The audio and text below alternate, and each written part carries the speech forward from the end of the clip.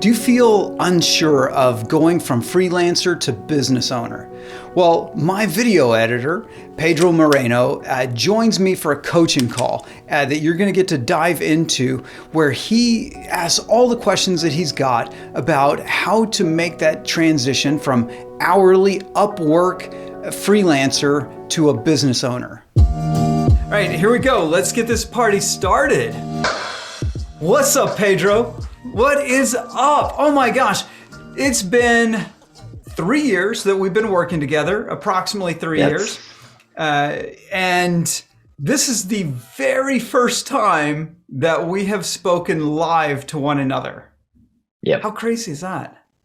It's pretty crazy. And you know, what's even more crazy is that you've talked to me plenty through the years, through video, in small breaks during your recording sessions. I've recorded several videos for you throughout these whole 3 years, because even if you haven't really intended to, you've been a big influence on the way I think nowadays, and I see both work, business, and life. And so I've taken the opportunity to thank you several times, and the last one brought us here. Yeah, this is something that I feel really passionate about, is that it's not just me teaching the people that watch this show, but also helping people that work with me, because it's not like, oh, I want it for myself or just for entrepreneurs. It's like, it should be for everyone. This new world that we live in allows everyone, no matter where they're at on the planet, to live a great life. Like your story is fantastic, if both in terms of what you've done, but also in it's not a normal story, or at least not normal for the Western world. So could you tell us the journey that you've gone on? Okay, yeah, I'll try to be as concise as I can, because don't worry about concise. I never do that when we're recording. That's what you're for. You do the editing to make it concise afterwards. That's right. So, well, I'm gonna try to do a favor for myself in the future. I'm here in Montevideo, Uruguay, after 3.5 years. I'm originally from Venezuela.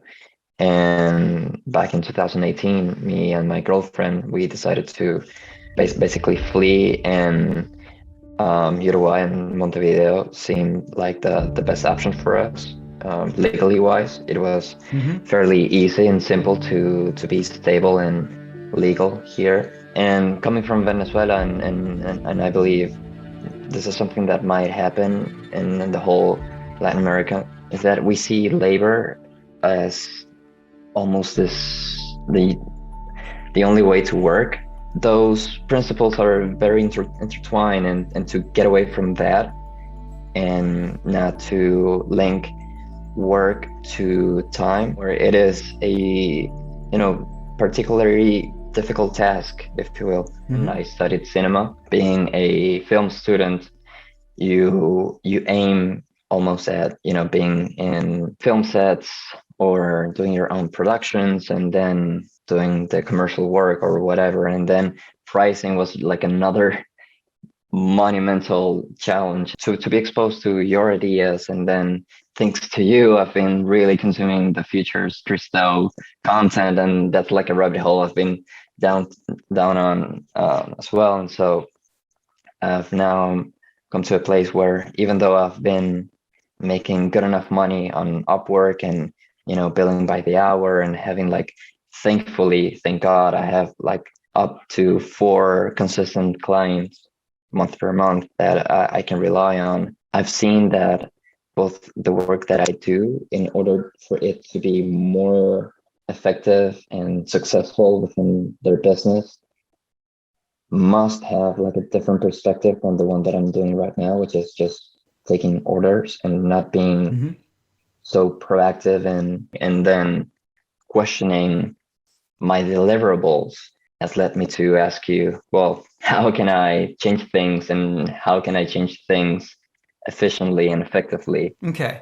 So before I really answer that, outside the scope of like this conversation, I really want you to dream. I want you to dream about that business. Uh, what what's it really going to do for you? No, I'm talking about Pedro Moreno, the successful what? The successful filmmaker, because I know you Okay. like being a filmmaker. What's this business going to do for Pedro Moreno? Like that's the real thing that I would hope for you is to take some time, not now, well, because we're going to go into some technical stuff here, Yeah. but take some time and really think about if you make the changes in your business that we're going to talk about, you will make more money. Yeah. So then what are you going to do with that money? Right? Okay. That's The like that's dream. the real dream because that's what entrepreneurship is about. It's when you get past the work side of things, like just the actual functioning work and getting paid. Once you break free of that and you can work for you, what does that end up becoming? Right? That's what I want you to dream about. Okay, well, coming from Venezuela and witnessing how businesses that have been built throughout a lifetime can be burned down to ashes because of circumstances that people cannot fully control, Hmm. that inevitably ignites a fire that constantly is like threatening me. Hmm.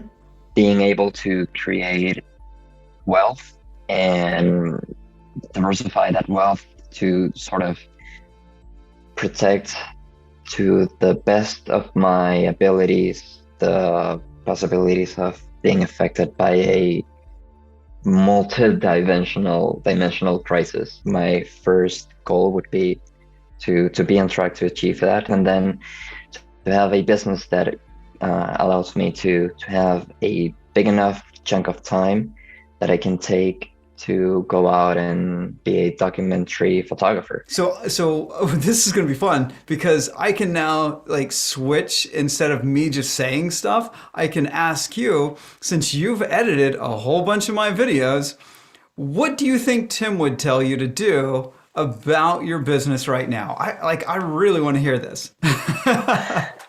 I imagine that, well, first of all, one thing that I really appreciate about your insights is having the bread and butter work, the keep the lights on work.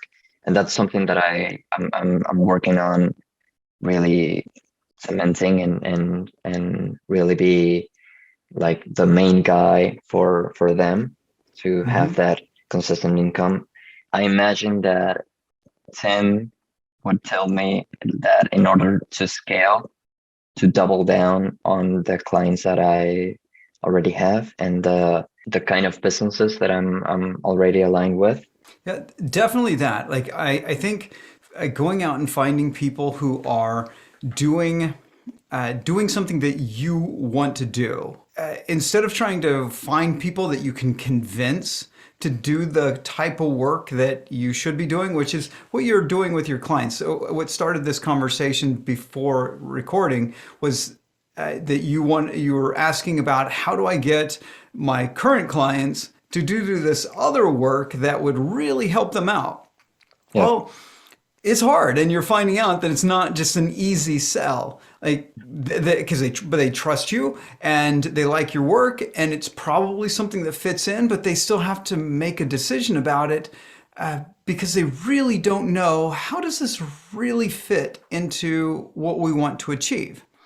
yeah, Whereas if somebody's already doing it and you can come in and do it better, show them how to do it better, get far better reach, get better distribution, just better quality. There's a lot of people out there that are doing the things that you say you can do and you can do well, that it's easier to get them to pay for it than to go after people who are not doing something and convincing them they should do it. yeah. And then marketing would come into place, right?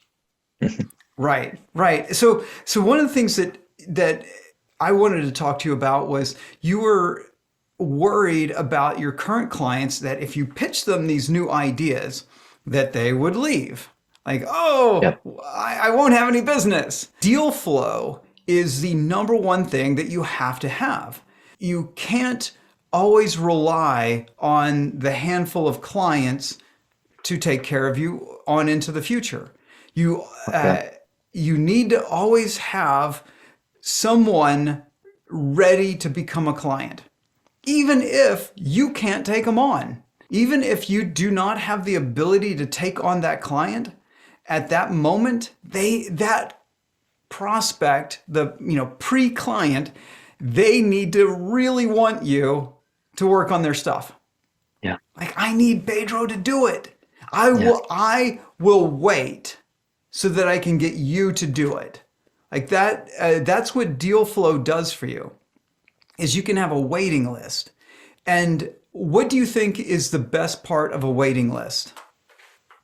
Is being able to say no. Yeah, that's the best part. And then what's the second part?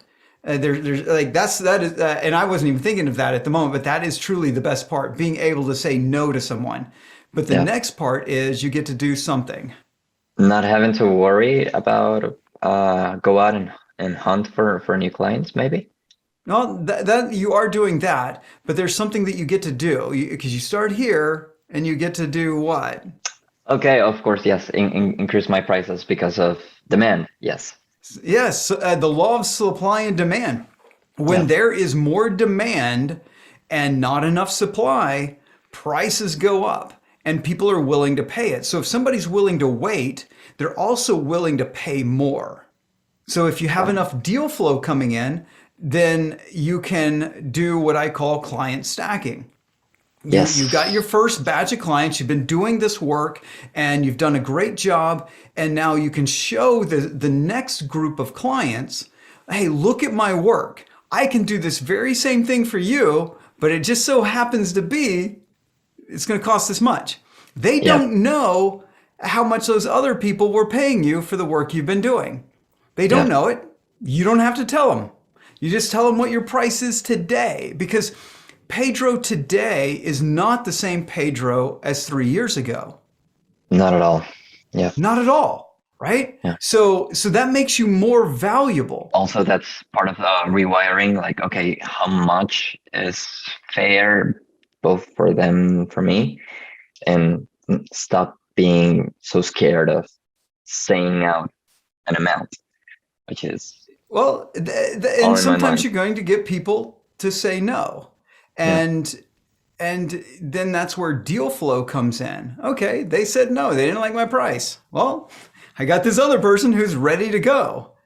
So, and when I've talked about client stacking, which you've edited that video, those people that you started off here, you're now at your new price.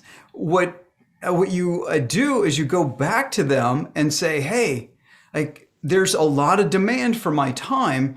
And we're doing this great work and we're providing this value for you, because you always got to bring it into the value for the client and make sure that the value that they're getting exceeds the new price, Mm.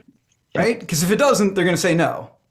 Yeah. So the value that they get has to exceed the new price. And then you tell them, this is the new price. And if they say, oh, sorry, I'm just not going to pay it, can you refer me to somebody else? Yeah. And you send them away, because you got the deal flow to now instead of taking that client who you weren't charging very much, you have all that time to put into the client who's up here, right? Yep. Yes. And you just make more money. It's far more profitable. Yeah. The next thing that I really think you should do, and I think I told you this maybe 3 years ago, is you need to be managing other editors. Yep. You know, even with the work that you're doing on Upwork, and it's like you've got a certain amount of money that you're making there. I really think you need to do some geo arbitrage, because you've already figured out, oh, here's how I do it for YouTube. Here's how I do it for Instagram. I already know. Now I just need to be able to teach that to 4 or 5 other editors. And then I can become the creative director, or what's it Mm. called? A DP, right? So Yeah. basically, right? So you get, I don't know The the producer. terminology. Right. So Yeah. the producer, so you're going to be looking over it and like, oh, that cut, that's not good enough. You need to fix it. Or maybe even that meme that you stuck in there. Tim's gonna hate it. Tim's gonna hate that one. He'll like this Yeah. one, but he'll hate that one, right? Yeah. Like those kind of things. Where you're at, you really need to figure out how much money is it going to take from where you're at. If you need to raise your prices a little bit more to be able to make a profit off of bringing someone in. But my guess is that even at your current price, you should be able to bring somebody in to start assisting you in editing and Okay. and possibly double your client load. Yeah, that was something that I was thinking of during this year, that I actually started to have even more referrals. Mm-hmm. And in retrospect, I think I lost a at least a first vote there in saying, okay, yes, I'm gonna take on your project for this set amount. And I actually have people I've thought of that can be reliable, or reliable enough as to take on these projects that would come through me. And because especially I would like, I don't know, knock on wood, in like 6 months to take me off the editing seat, if we will, Mm-hmm. and then focusing more on maybe doing some research to, bring in the deliverable, which would be the video, but also, okay, like how would this piece work within your marketing structure, and how we can improve its reach, improve the way it can help your audience see your business, and make Mm-hmm. those links, and make you like a thought leader, as you've made yourself, of course, me being here. I think those problems are some that I, at least at first, can focus on solving as I'm working my way through being more confident in this position that I told you about, that I think I would be very good on, being like a content consultant, if you will. Mm-hmm. Right. So to be able to move to that and have the time to do it right and do it well, you have to clone yourself. You should just replace yourself out of deliverables. That's one of the Yeah. first places to hire. If you replace all your time on on your editing machine, Yeah.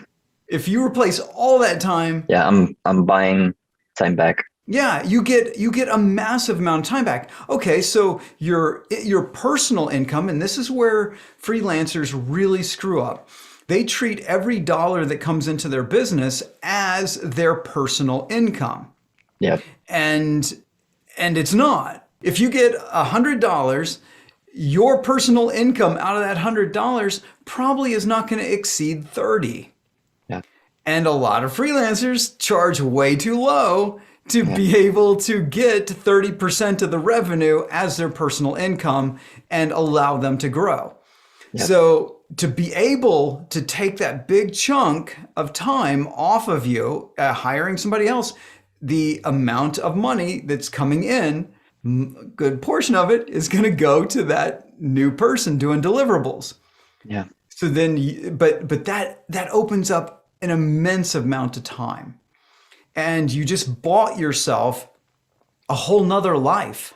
And now what are you going to do with it? Like, okay, so I'm not making as much money. I just go out and go get more clients. And even better, I get clients that pay me more money than the clients that I'm using to buy my time back. Yeah. I feel I've taken really good steps towards that. Like, the reason why we were here is because I told you about a successful pitch that I did my other third client, that they are really recurrent as well. And it was a conversation. It wasn't really a pitch, but it was more like a diagnosal. What I would like to talk with you also is like, crafting that proposal that I will bring to them in a way that it can be like a no-brainer home run. Okay. So one of the weird things about humans, just one of them, humans are just weird, but one of them is that when you've been working with somebody, it's that whole first impression thing. They've established a view of you and a view of your value. So for your new offer to be a no-brainer, it's going to be really hard because they like, oh, Pedro does this and we get X value. And so their brains are going to be wired to see just that value, no matter what you're saying up here. Like, and they're just going to think the most here. So it's a little hard to do. It's not impossible, but you would have to know so much and be willing to do so much work to prove this case study, to make it happen. And that's not bad. It's what's necessary to client stack. Like if you're getting paid $10,000 here and you need to do $15,000 or $20,000 work for them so that the quality is so amazing that the next stack looks at it and goes, oh yeah, that is definitely $20,000 work, right? Yeah. They just have to be able to see that. What you need to think about is how can I deliver so much value that my price is inconsequential. I love going and doing more work for clients. It's hard to get more dollars for the same amount of work from them.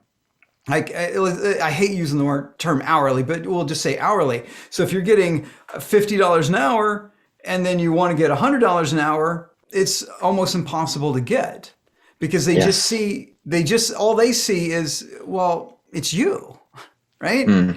How did you all of a sudden become worth double, right? Yeah. So it's hard. That's why when you package, you have to definitely get away from hourly rates. And you gotta, because when you say, oh, it's going to be this price, and they go, well, how many hours is that going to take you? And you say, as many as I need to do. And that's it. And shut up. Because we don't want them diving into that and go, oh, your hourly rate's going to be $100. I am not comfortable with that, right? Yeah. So package it, like create the packages, and there's zero mention of time. Yes. And if they ask how much time, all you say is whatever it is needed. Whatever it takes. Right? Yeah. To get the result that we're going to achieve. That's how many hours it's going to take. Yes. One of the objections that I'm working on overcoming, and well, let's call them client A and client B. Client A is the one I'm doing the case study with, but then client B, the one I talked to, what went really great is that I talked about budget at the end, and I didn't lay out any numbers. And I think as long as I can really be precise about the value and the possible results that those deliverables will achieve, I think it will play in my favor to not convince them, but for them to see that this is a great step. Also, what I learned when asking why and listening as much as I could is that video plays a really big part in their marketing structure, and especially in their client acquisition. And so if it's so crucial, well, I think that's a door for me to, not only expand my services, but make them see that there is a far better way than the one that we are doing right now. Okay. So I've got a couple of ideas for you. So one, I want to congratulate you on how fast you iterated, because I told you to go say some things to a client. You said some things to one client, and then you came back to me and I said, say these other things. And you went to the next one, you said those things. And then on third one, you said, and each time you got better. So, and you did it quickly. Like it was like one right after another. So that's fantastic. 2 weeks. Yeah, thank you. Yeah.